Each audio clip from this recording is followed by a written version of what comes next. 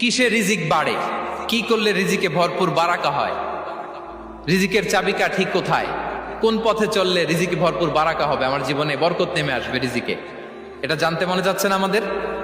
হ্যাঁ, কষ্ট হচ্ছে আপনাদের? কষ্ট হচ্ছে? তাহলে কি করলে রিজিকে ভরপুর বারাকা হয়, কি করলে আমার জীবনে ভরপুর বারাকা নেমে আসে, এই পয়েন্টটাতে আমরা একটু আলোকপাত করি। যেসব কাজ করলে আমাদের জীবনে রিজিকে আসমানি বারাকা নেমে আসবে, আমাদের রিজিকে আসমানি বারাকা নেমে আসুক, আমরা চাই কি চাই না? সবাই আমরা চাই নিশ্চয়ই। যে কাজ করলে রিজিকে আসমানি বারাকা আসে, এর এক নম্বর হচ্ছে তাকওয়াল্লাহ, আল্লাহর ভয়।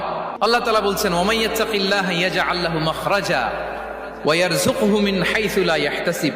যে আল্লাহকে ভয় করে, যে আল্লাহ সচেতন, আল্লাহ তাকে মাখরাজ, মাখরাজ মানে কি জানেন? ওই যে এক্সিট লেখা না এদিকে, এই এক্সিটকে আরবিতে বলে মাখরাজ, মানে কোথাও আটকাবেন না, বের হওয়ার রাস্তা আছে, কোথাও আটকাবেন না, বের হওয়ার রাস্তা আল্লাহ তাআলা অ্যারেঞ্জ করে দিবেন। You will have the way out from crisis. ক্রাইসিসে পড়লে, সংকট মোমেন্টে আল্লাহ তাআলা ওখান থেকে এক্সিটের ব্যবস্থা আপনাকে করে দিবেন। ওয়া ইয়ারযুকহু মিন হাইসু লা ইয়াহতাসিব, এমন জায়গা থেকে আল্লাহ তাআলা রিজিকের ব্যবস্থা করবেন যে সে কল্পনাও করে নাই। এরকম অনেক সময় হয় না যে আমি ভাবিও নাই যে এখান থেকে আমার রিজিকের বন্দোবস্ত হতে পারে, কোত্থেকে যে রিজিক চলে আসলো, এরকম জীবনে মাঝে মাঝে হয় কি হয় না? ব্যবস্থা করেন কে? যারা আল্লাহ তাআলাকে ভয় করে, যারা আল্লাহ সচেতন, তাদেরকে আল্লাহ তাআলা স্পেশাল রিজিক দিয়ে ধন্য করেন। তাকওয়াল্লাহ। পুরো কোরআনের মূল শিক্ষা কি? পুরো ইসলামের এসেন্স কি, জিস্ট কি, সারাংশ কি যদি আমাকে জিজ্ঞেস করা হয়, আমি বলবো তাকওয়াল্লাহ, আল্লাহর ভয়, আল্লাহর সচেতনতা।